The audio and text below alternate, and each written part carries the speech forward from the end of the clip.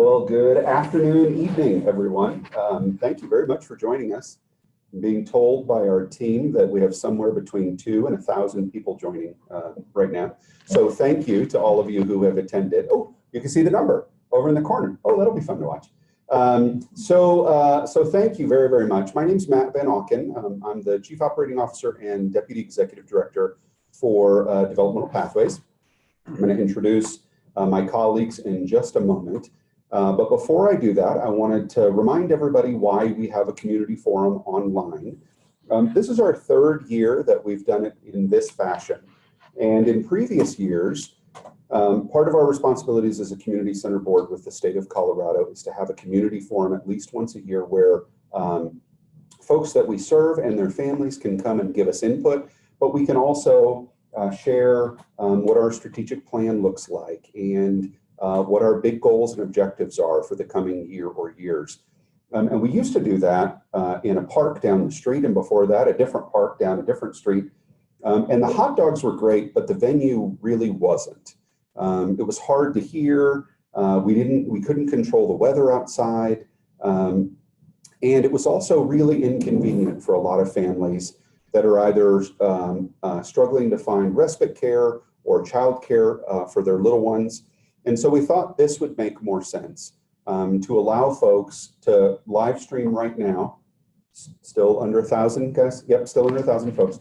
And also we record it. And so for families that don't have the opportunity to watch it live, they can always watch it on our website. We're going to be referring to our website a lot in the next hour, but just to get the first plug out of the way, because it's where so much great information lies.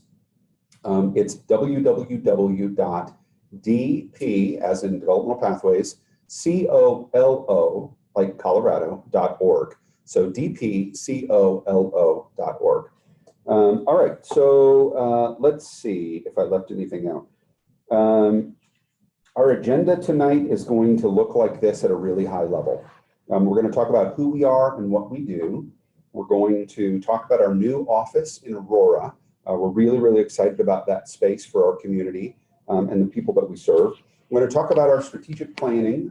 We've wrapped up the next 3 years of strategic planning for Developmental Pathways in all of our departments. So we're excited to talk to you about that. We're also going to walk through some challenges that we see that still face us as a company, as a community partner, as a community-centered board, and challenges that families that we serve and individuals with developmental disabilities and delays still find themselves facing. We'll also update you on what's called our Community Engagement Initiative.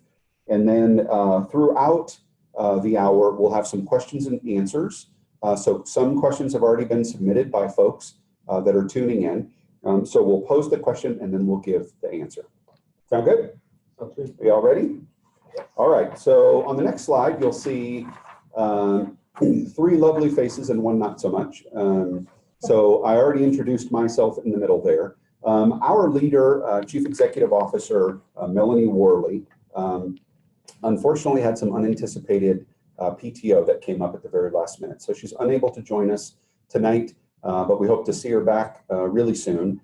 In the meantime, the 3 of us will fill in the best that we can. To my left, the right of your screen, is Cindy Lichty, who's our Vice President of Early Intervention and Community Outreach Services. Those are 2 of our big programs and departments throughout Developmental Pathways. And then to my left, to my right, left of your screen, is Bob Ward, who's the Vice President of Case Management and Quality Assurance, the other 2 main departments in Developmental Pathways. And so they're going to help me as we proceed through the next hour. These 2, by the way, are not just the day-to-day leaders of a team of almost 300 folks now, but they bring decades of experience to the system and to running businesses, are wicked smart, are really, really informed, and have some of the highest integrity of 2 people that I've ever met in my career. So they're an absolute blessing to get to work with every day. On the next slide, you're going to see this is how to submit a question. So we hope that we burn through the information that we've already prepared tonight And in addition to answering questions that have already been submitted that we've had an opportunity to prepare answers for, we also want to take some questions from folks that are participating. If, as we're going through the information, if you've got a question that's really burning in your brain and you want to get it out, the way to do that is to click on the button that is that has the red rectangle around it at the bottom of your screen. What does the button say, Charlie? Q&A. So it says Q&A. So where the yellow arrow is pointing to, I'm sorry, Tara, who's Director of Communications and Public Affairs, wrote that on my script, and I just decided to ask Charlie. But Charlie was right, Tara. So click on the Q&A at the bottom of the screen, and then you're going to type your question in the box that pops up. So you're going to see that on the next slide. There's just 2 little steps. And any questions that we don't get to, we're going to post a written response online to every question that is asked tonight. And as a reminder, the video will be available on our website of this entire hour for your viewing pleasure. I think that's it. So now let's jump in, if we can, to the who we are portion of the presentation tonight. You'll see on the slide here that combined with all the different departments throughout our organization, we serve almost 8,000 individuals and families per year. That number has literally doubled in the last 5 or 6 years, with significant population growth in our catchment area. As a community-centered board, we're contracted with the state of Colorado to serve a particular geographic portion of the state of Colorado. So our responsibilities lie in all of Douglas County, all of Arapahoe County, and that includes the portion of Aurora that Arapahoe County is in. So most of Aurora is in Adams County, but we serve a portion of Adams, Aurora is in, part of Aurora is in Adams County. And so we serve that portion of Adams County as well as all of our portion in Arapahoe County. All right, so we were established in 1964. So we've got about 55 years of experience in us. And we've been receiving mill levy. You'll see in the yellow portion under funding sources, but one of the funding sources that we have is county mill levy. So we've been receiving mill levy from both Arapahoe and Douglas County for 15 years now, as well as federal monies that flow through the state through a myriad of different places. And then we also do fundraising or philanthropy. Back up to the top of the slide, you'll see that those 8,000 folks that we serve equate to roughly 25% of all people in the state of Colorado that are served with a developmental disability or a delay. The number that is the 4,000 that live in poverty, it specifically calls out that if you receive Medicaid services or qualify for Medicaid services, you can only have about $2,000 in assets to your name ever, and you have the limited ability to earn income to continue to qualify for those services. And believe it or not, in our catchment area, we serve folks with 81 different dialects that are spoken. And then the last 2 little bullets down there are $40 million per year is approximately our operating budget. And we have, I think last count was over 260 staff that serve those 8,000 folks. Anything that you guys wanted to add on that slide? No, you're good. All right. Okay, so now let's talk about our new office for just a second. So our new office, you can see here, we did a grand opening and a ribbon cutting a few weeks ago. The office is located at Jewel and Sable. In the far right-hand corner, you'll see Tara Forstall, who is behind the camera tonight, and she's our Director of Communications and Public Affairs. So I just want to give Tara a shout out because, and you can see Natalie's right eye and part of her smile standing behind Tara. And those are the 2 folks that have really done a lot of the heavy lifting to provide you with the great information that you're getting tonight. Located at Jewel and Sable, the area is much more functional. There's a huge community space, and we've replaced our space that was at Mississippi and Havana in Aurora for a long, long time. So here are a couple internal pictures of what we call our big room or our big conference room or great room on the left. And then on the right is the reception area for one of the activities programs that is run out of that same building. Anything that you guys would add to that so far? Okay. Good. Sounds good. All right. So a few questions that had come in before we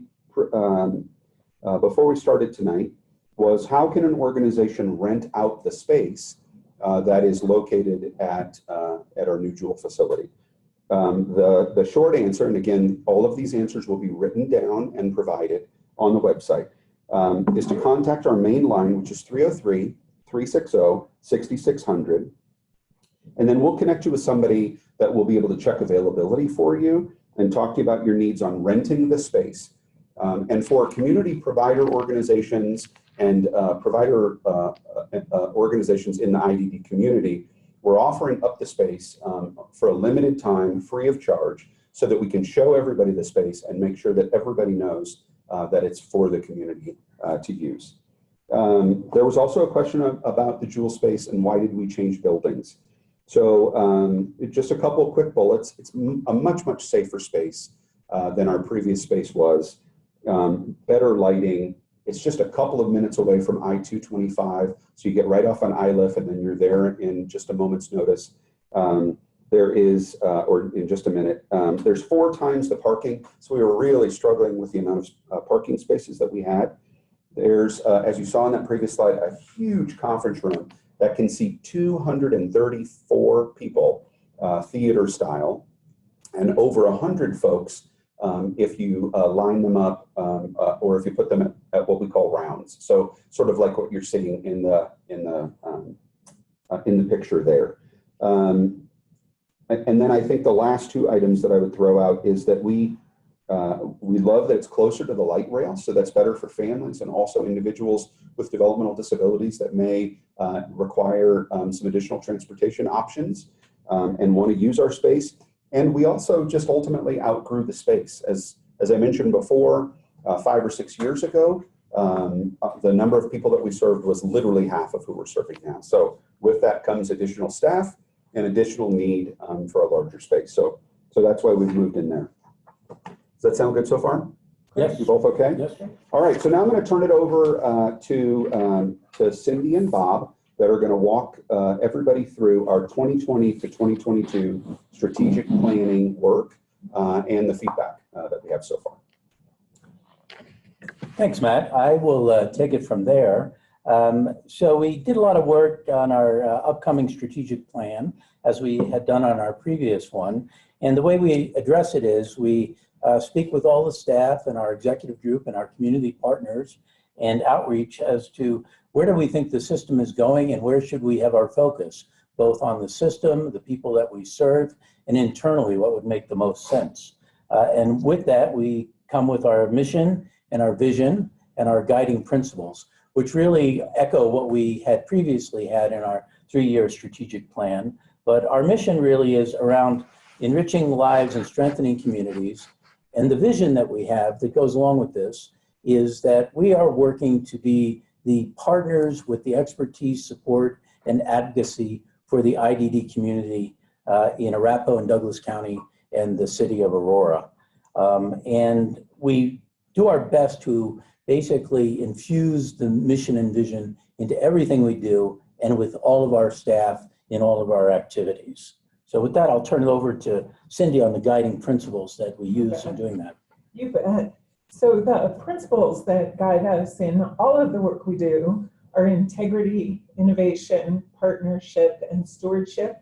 And within that, we highly value the honesty, the respectful interactions, transparency, being fair and thoughtful leaders as we work to transform our cutting edge ideas into reality, being a valuable partner, and then honoring and protecting all of the resources so that we can get them out to people in need. Next slide. So I get to talk a little bit about my group, which is case management and quality assurance. And in the next few slides, we'll be talking about what we've done in the past year, and then talk about what our strategic goals are going forward in the coming years. So we've accomplished a lot over the last year here. And as you can see from the slide, there are several different areas. I don't want to actually read through or walk through those, but it is important, I think, to point out some of the acronyms to everybody, because some of our audience isn't familiar with all the lingo we use all the time, and frankly, a lot of people get lost when we go off into our acronym kind of world here. So IDD, for everybody knows, is intellectual and developmental disabilities, which is now the preferred term for our system in general. When we talk about DD, SLS, CES, and state SLS, those are the Medicaid and state programs that provide services to our folks, typically adults, and the CES is a children's program. The DD program is developmental disability. It's just called that because it was the first Medicaid waiver program in the state. SLS is supported living services, which is the 18-plus adult program in which most people are living at home or living in the community with supports. The CES program is the Children's Extensive Services Program for children who are usually very behaviorally impacted or very medically impacted, and that is ages 3 to 18. And the state SLS program is a smaller state-funded program that mirrors the Medicaid SLS program. The only other couple of acronyms up there you may not be familiar with is Cdos, which is Consumer Directed Attendant Services and Supports.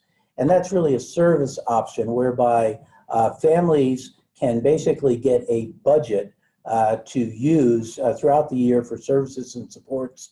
And they are tasked with basically running that budget and being able to hire what providers they would like to hire outside of the traditional system.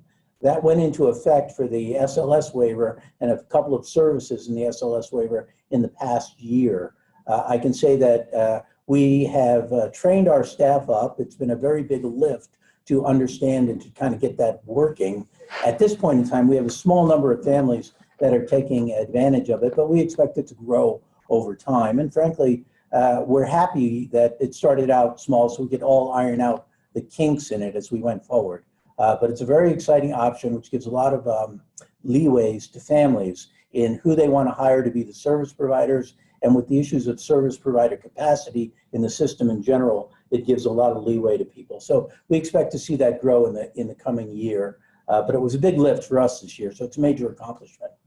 The Osa Ccd Performance Audit, for those of you who are not familiar, that's the Office of State Auditor, was charged by the legislature with auditing all the CCBs for their performance. So all 20 CCBs were audited over the past year on certain performance indicators.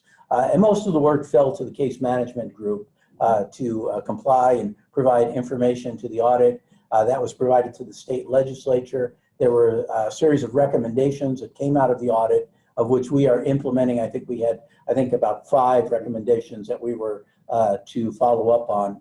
On the whole, we thought we did very well in the audit. We have areas for improvement, which we understand, and we are working on it. And we are, in fact, reporting both to HCPF and to the OSA about our progress in going forward and meeting some of the audit requirements that were placed upon us. So those were the big accomplishments that we had over the past year. To let you know what we've been working on while we've had continual growth here in our service area. Turning now to the slide for case management goals and what we expect to happen in the coming year to 3 years, really. We have some big goals there, and you can see they're very broad, but I want to give you kind of an indication of what we are thinking about in going forward.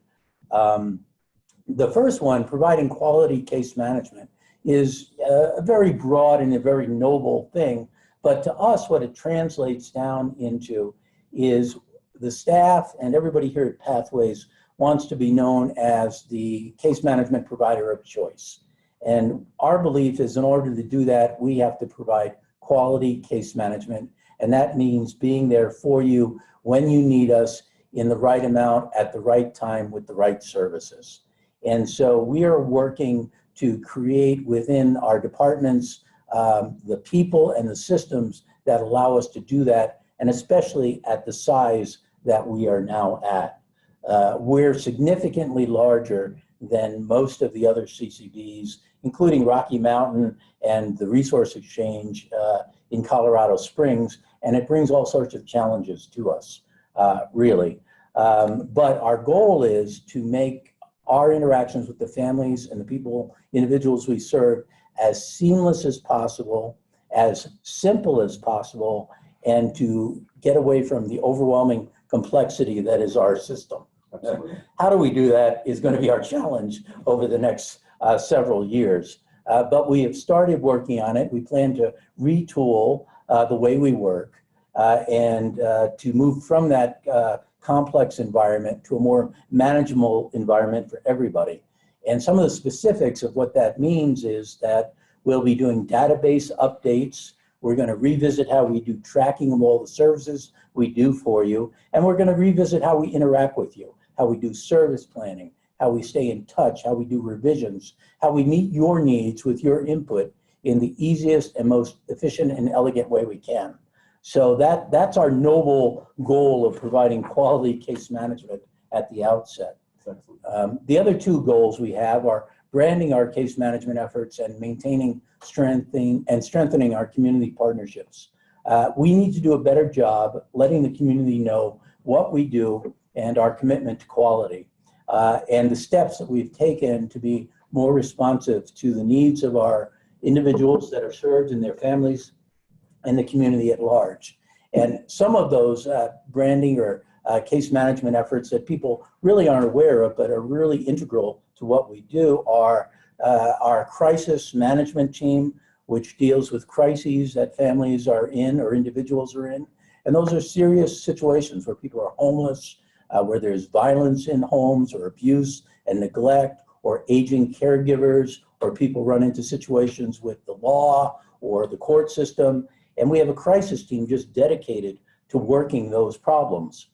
We also have a big unmet needs program for people who really have needs that are outside of the boundaries or have not yet come into the system. And we're bridging the gaps to keep them safe and to move them into the system so that they can be assisted.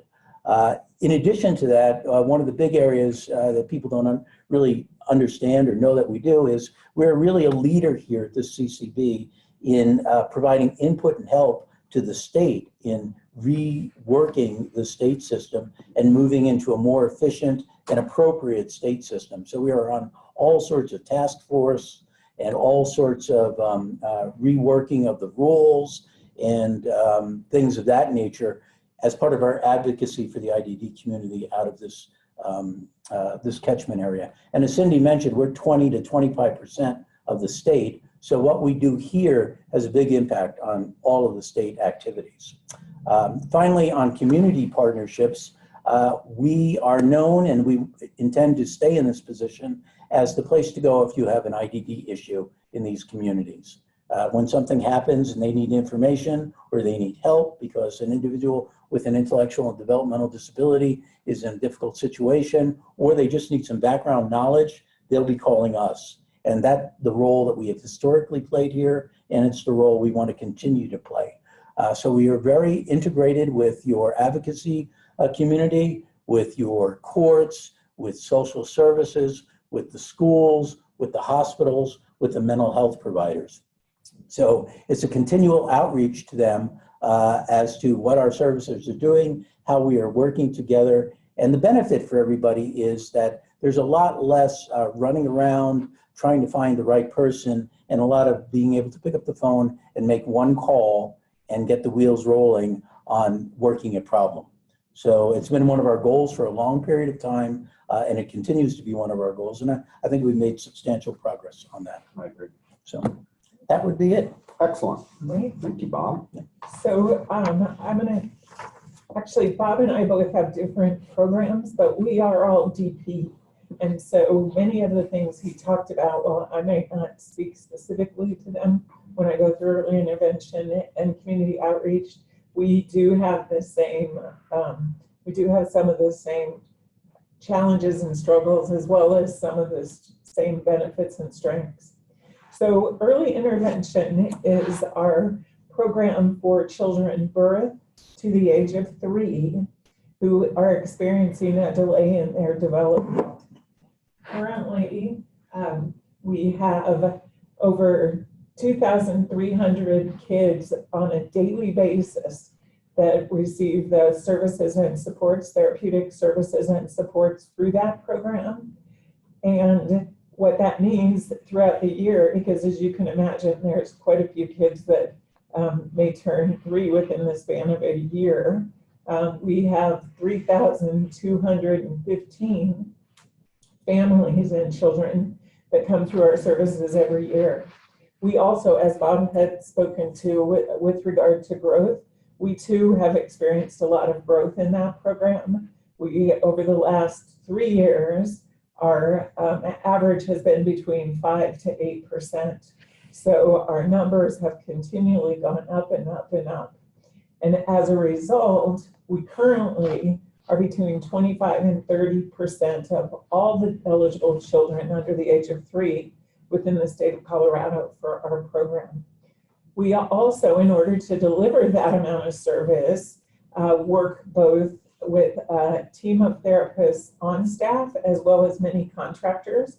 And right now, in order to successfully deliver services, we have contracts with more than 600, I said 600 different providers. We also work with 7 different school districts, and one of the newer ones to us, believe it or not, is Brighton School District because of the Aurora expansion. And so we work with 7 different school districts and OCs, which is a cooperative board of education for the more rural areas, which would be I-70 out to the east as you hit Bennett, Byers, Strasburg, Deer Trail, and all of those kinds of counties out that, or all of those cities out that direction. Moving on to community outreach.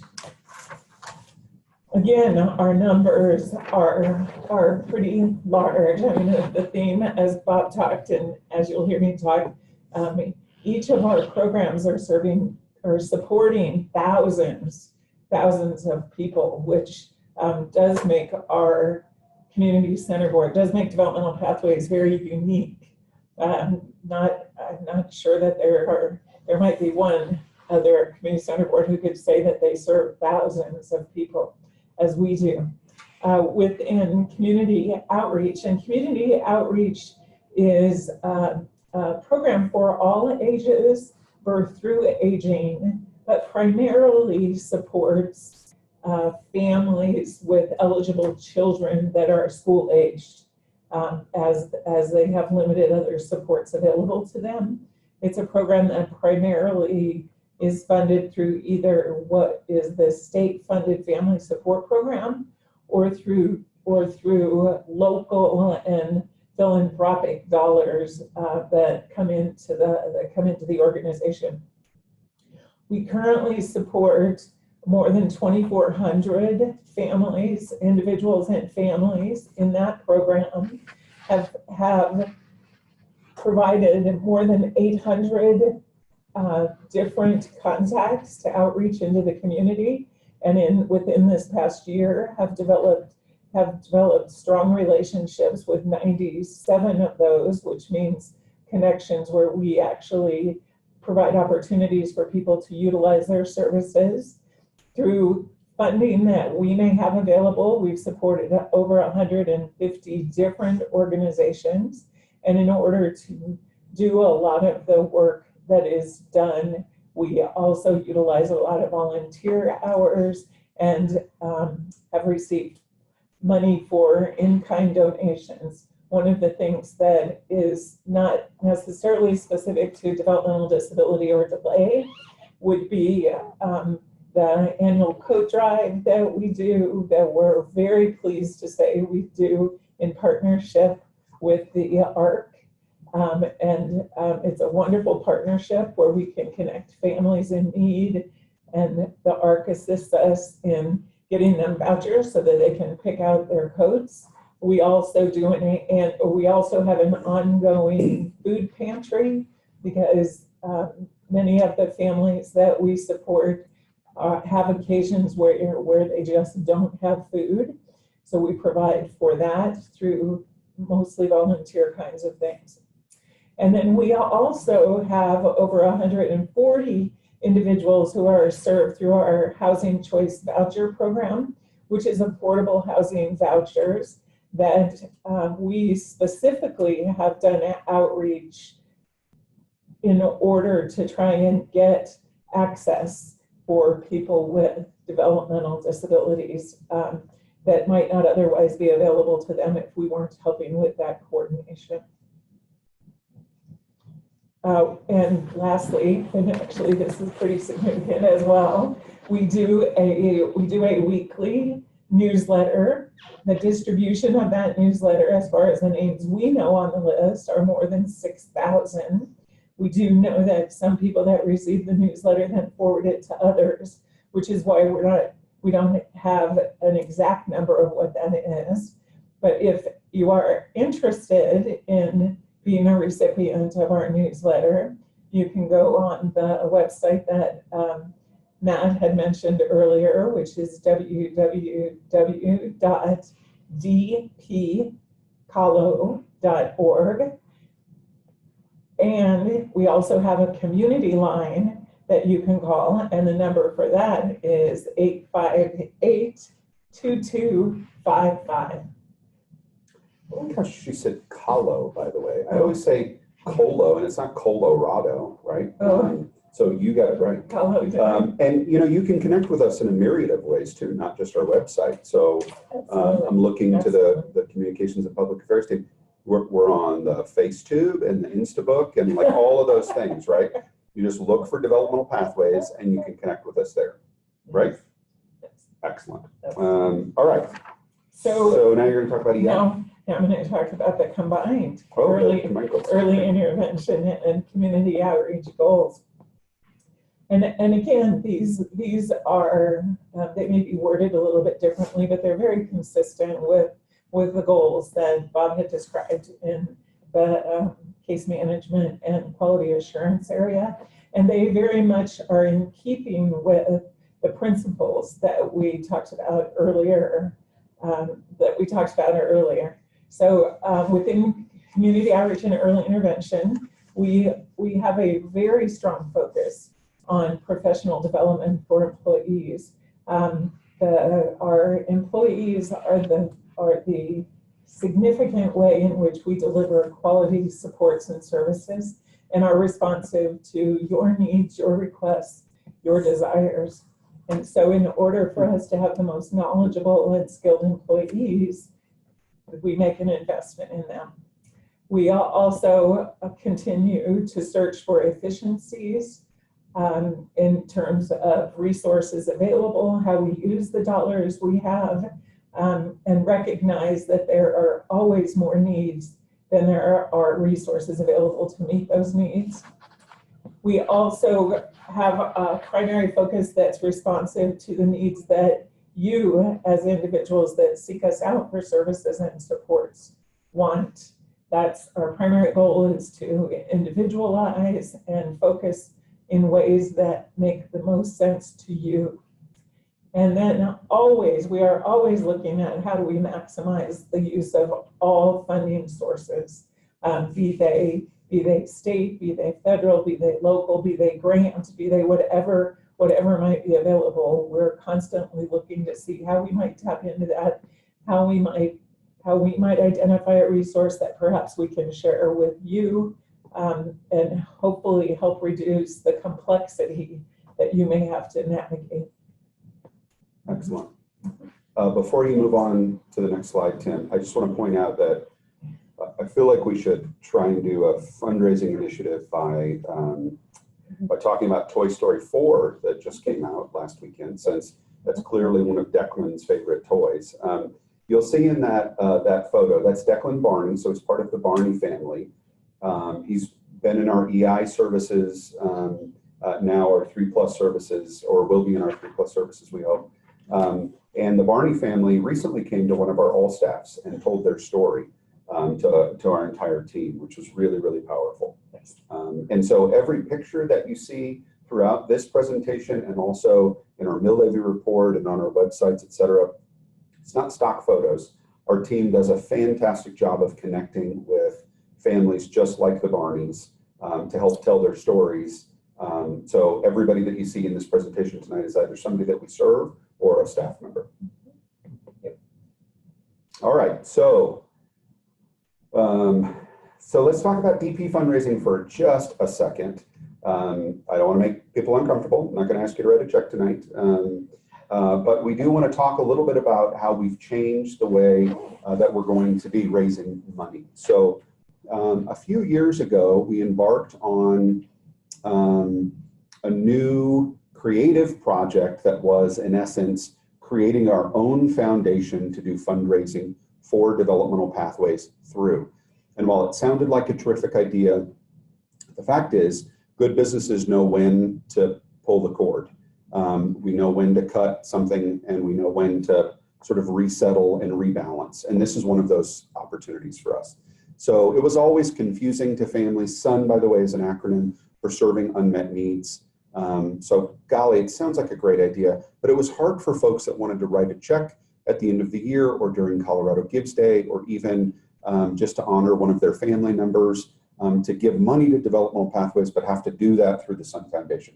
So instead, we're going back, starting July 1st, we're going back to the way that we raised money for decades, which is through developmental pathways. And we'll have a specific department in developmental pathways that helps to do that fundraising. If you're interested in giving or volunteering, again, you'll see there below the developmental pathways logo is our website, www.dpcalo, I love everything about that, .org. So we just wanted to make sure that everybody knew about that change. All right, now it's time for another question, or questions that came in. So a few of the questions that came in were about our mill levy reporting. We are wholly committed to transparency within our organization. So to that end, one of the things, as I mentioned early on, since 2001, we've received mill levy funding from both Douglas County and Arapahoe County. And in essence, that comes from the residents that own property, and they pay a mill based on their property taxes. So whether you knew it or not, if you live in Douglas or Arapahoe County and own a home, you help contribute to our success in serving individuals with developmental disabilities and their families. So thank you for your support.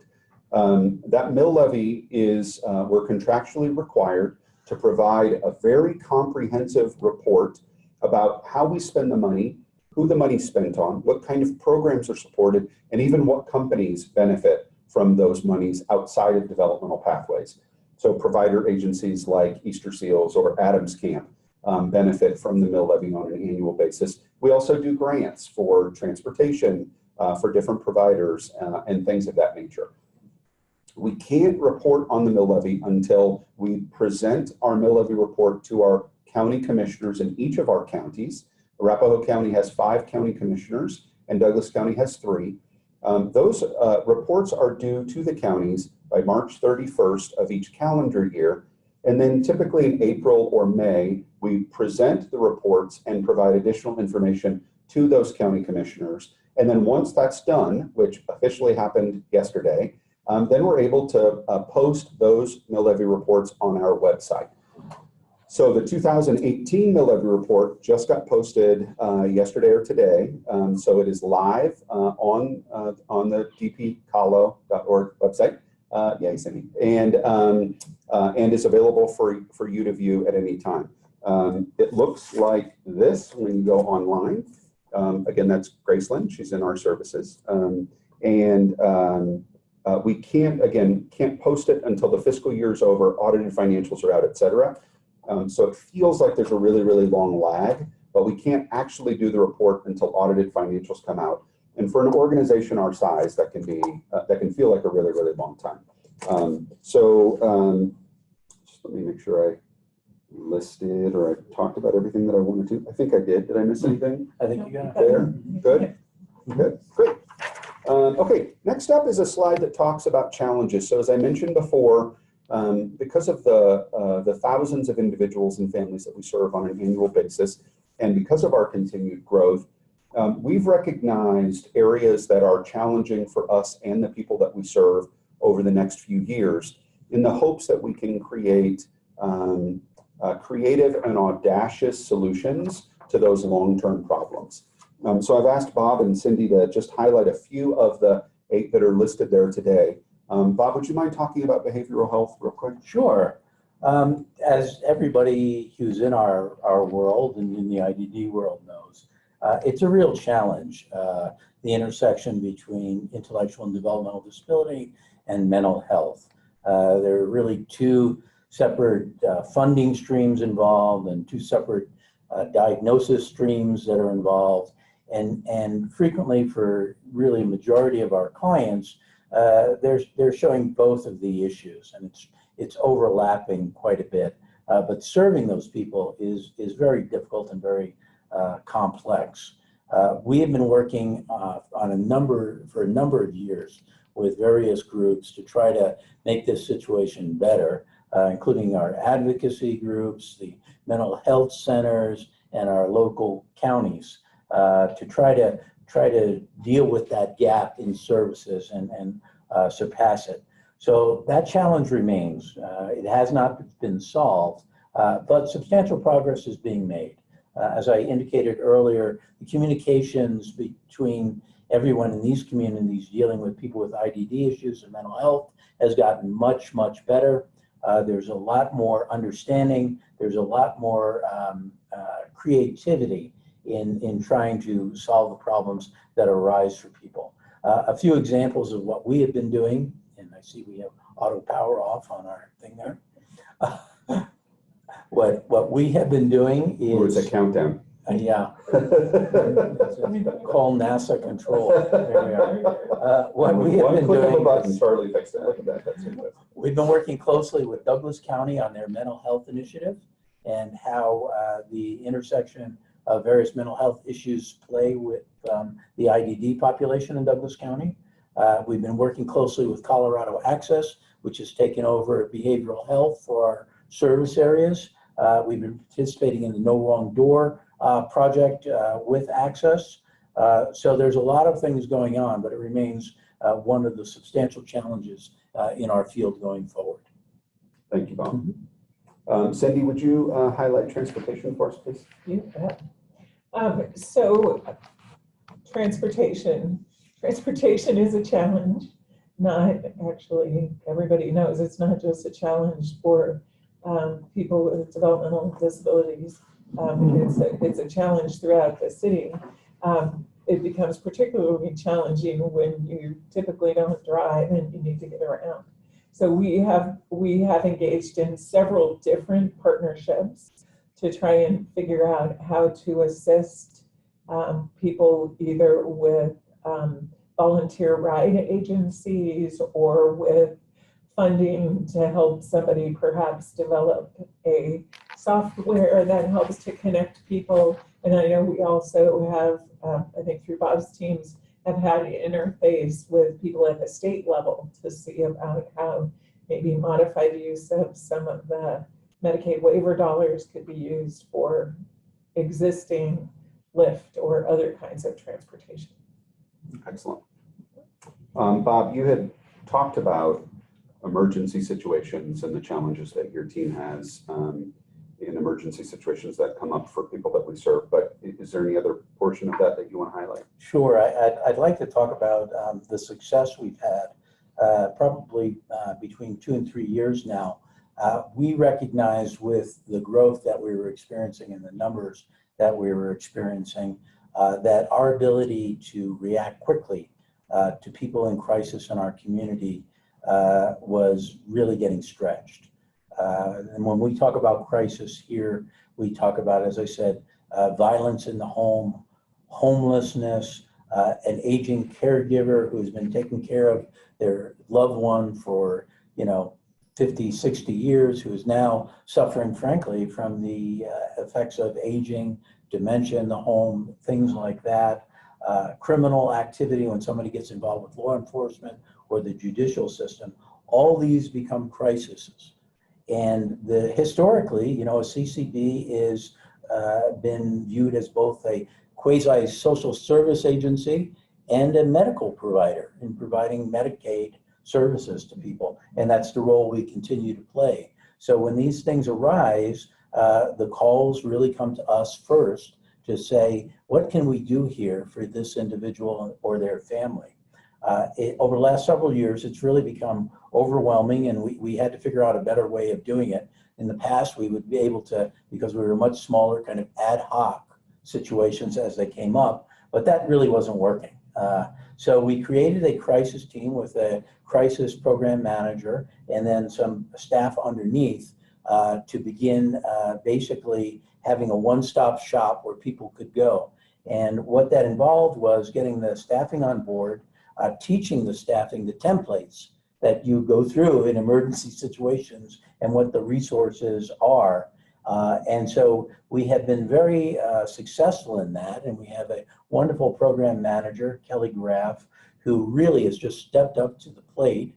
And we basically have fine-tuned it so that we have templates about, we know the situations, we've seen them before, we know the players, we know the system, and we have the trust and relationship with all the players in the systems, so that when we say this is the way it should go and this is how it works and you can count on us to do our part and you can take our word for this is the situation, that trust is there, which, you know, Cindy will know and Matt as well, that wasn't there many years ago. There was real lack of trust among the parties, but that's been surpassed. And we've created templates for how we handle specific individual circumstances because we've seen enough of them. And as part of the templates, we've trained staff to diffuse the knowledge down so that we can get the problem solving down to the lowest level at the earliest time. And that's allowed us, frankly, to avoid a lot of situations as well, because we're identifying them and we're putting the resources to the problems a lot earlier. And that is one of the criteria when people ask us, what have you done about the emergency? Before we're given emergency resources or slots in a regional center, what have you done? And when we say we've gone through all the checks that we can to try to make this work, people have confidence in that. And so that's been a great success on our part. So, you know, we're very proud of it, but it remains a challenge because that team, frankly, may have to expand it to 2 teams because of the number of people. And most of that work is uncompensated. Well, the sheer number of folks that we serve on an annual basis is one thing, but, you know, Cindy mentioned 7 different school districts and BOCES, which is like a bunch of small schools sort of thrown into one. But you have 3 counties that we work in, and you have a half a dozen different law enforcement agencies and fire departments and a dozen different hospitals and emergency rooms. And I mean, it really can change the solution that comes to trying to solve an emergency based on where it is. That's very true, very true. Yeah, it's really quite a lift, but, you know, we view it as, you know, one of the real success stories. And in fact, in our discussions with the state will come to us and go, what are you guys doing? How are you guys doing this? How are you managing this?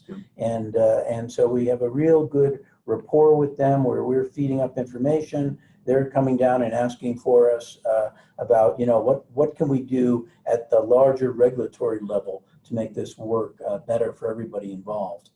So it's been a real success story, which we're proud of, but the challenges remain, as I say. It's an ongoing. Well, and I love the fact that you pointed out, and if we can prevent the emergency in the first place, right, then that's a real win for the families that we serve. And one of the other aspects that we're doing, which is yet another add-on to this whole process, is we are tracking. So we have quarterly reports and annual reports of how has this been going over time, and we can tell you what are the causes of people being in emergencies. Is it homelessness? Is it mental illness? Is it an aging caregiver? So we're getting good data over time which is allowing us to see the patterns ahead of time, which will allow us in the long run, we think, to get ahead of the curve even further. So that's the idea. That's excellent. Thank you, Bob. And Cindy, I thought you could highlight respite for folks. So maybe start by explaining for folks who aren't familiar with the term, Right. what respite is. Yes. Respite actually is relief for the caregiver. There are absolutely lots of stresses involved in caring for a family member with some of the challenges that come with the diagnosis of developmental disability. So a break is important, and especially when people's preference is to continue to have their family member in their home with them. It just helps to re-energize. And so respite for a long time has been, that relief for the caregiver for a long time has been the highest priority need that we hear people have and people want.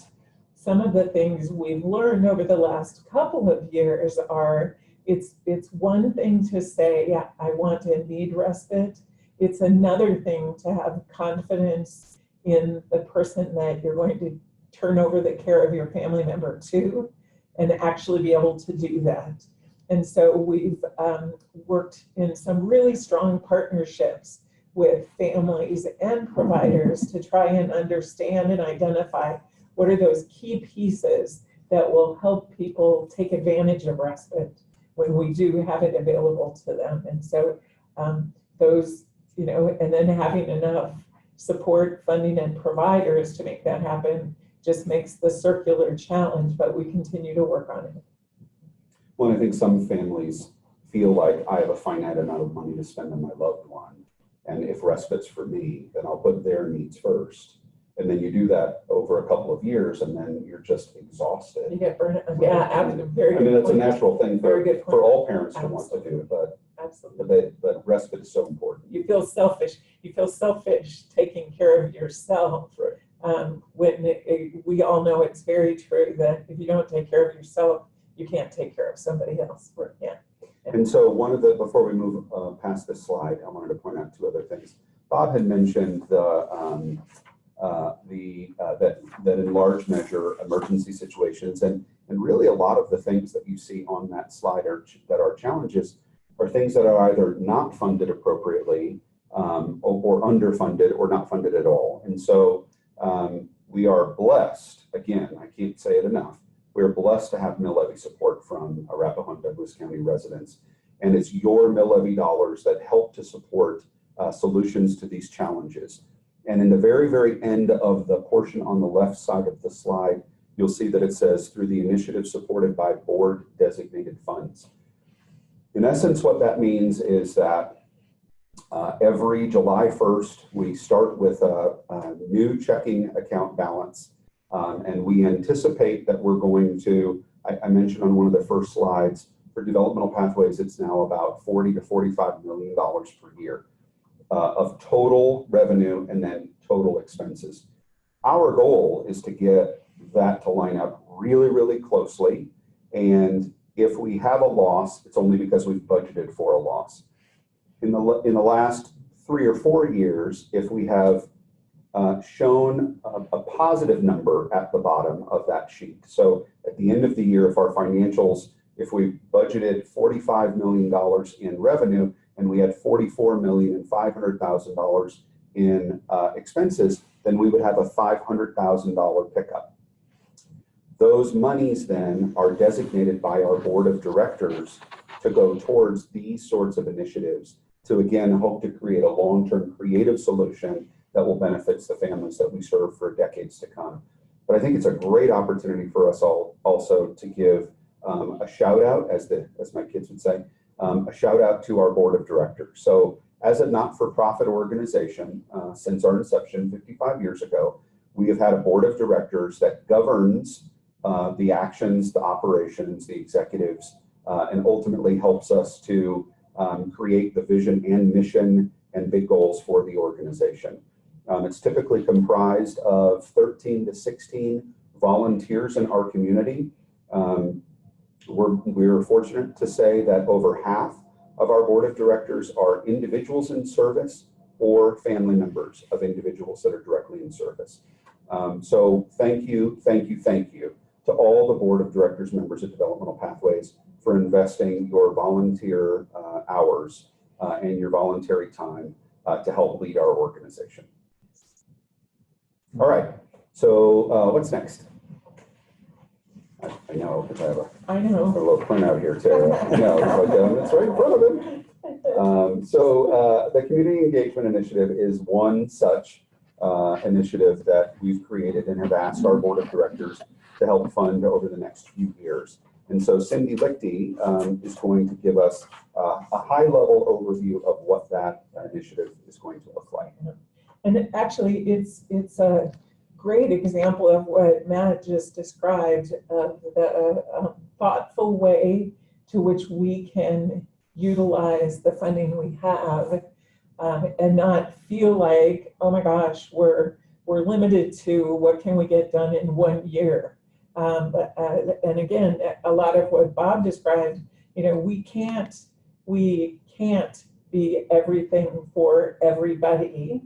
And so a lot of what we do have to pay attention to, and why a lot of the data that we keep track of helps guide us with the thousands of people, thousands upon thousands of people that we interface with every day, month, and year. That data helps to guide us toward how we best stay with our principles. And so for the Community Engagement Initiative, we're really taking all of the great things you as individuals that take advantage of our supports, all the things that you have taught us through community outreach over the last 5, 6, 7 years that we've been in operation, and have realized that the idea of partnerships and family-led, family-centered kinds of activities really are what we need to do. And so we're going to take all of that and just be better. What we realize is there's not enough to go around for everybody to meet every need.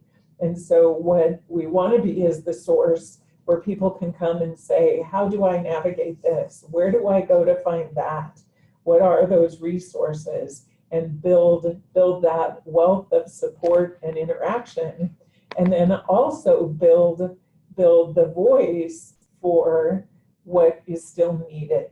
As exciting as it is that the state has eliminated waiting lists for the supported living waiver for adults and for the Children's Extensive Support for Children, which has been fabulous. It has alleviated a lot of the stress that individuals and families feel and the stress we feel from them, but the needs are still pretty big and overwhelming. And so in those partnerships and in that work, we continue to need to get the word out about what's needed and how people can best be supported. Excellent. All right, and we also had a question coming in, something that I was hoping you could help with. The question was, does Developmental Pathways offer volunteer opportunities? We do offer volunteer opportunities. We have a fair number of projects throughout the year. There's special events. We're always looking for anyone who might want to contribute to a special event, a special project that might be going on, either of their time, to help us pull those off. Sometimes it could be working in conjunction with staff. It could be working more autonomously. We also have opportunities where we may provide respite ourselves, and we need support and assistance sometimes with providing the childcare, and it's always in presence of other staff being around, so it's not alone. We have I talked about we call it our Pathways Pantry. It's our food pantry, and we're often in need of someone to help sort that out. We can always use help with administrative kinds of functions, being filing or copying or scanning or those kinds of things. All of those are things that help us redirect funds to the direct activities that we have going on. There's also, well, many activities. Some of them can be sporting, some of them can be a holiday activity. There's just all sorts of stuff going on. And again, I think the best access to that would be through the www.dppalo.org on the website and indicate your interest. Or you can also call our community line at 303-858-2255 and let them know of your interest, and we'll see how we can connect you with something you are interested in. And if you are great at making baked goods, you can just drop them off at either of our offices, attention Matt and Alkin. And we may share them with staff. I'm not sure. All right. Well, believe it or not, as if we couldn't have timed that better. 3, 2, 1. Okay, according to that clock, it is exactly 7 o'clock. Did we have any other questions come in tonight from the thousands of people who? No. Okay, great. So let me just close. First off, did you have anything else to add that we forgot, or? I think we're good. We good? Yep. Okay, so big shout out. So I won't make them come in front of the camera, but I want to say thank you to Tara and Natalie from our Communications and Public Affairs team, and also Charlie and Tim from our IT team for helping to make this happen tonight. And I want to thank our staff, so the almost 300 individuals that we have the pleasure and honor of leading on a daily basis, who really do the work for the individuals in services. And then most importantly, for the extraordinary 8,000 individuals with developmental disabilities and delays that we have the opportunity to get to serve and support on an annual basis. You are literally the reason that we exist as an organization. So thank you very much for allowing us the opportunity to serve you and your families. And with that, I think we'll wrap up. Sound good? Thank you. All right, thank you all. Thanks. Thanks very much.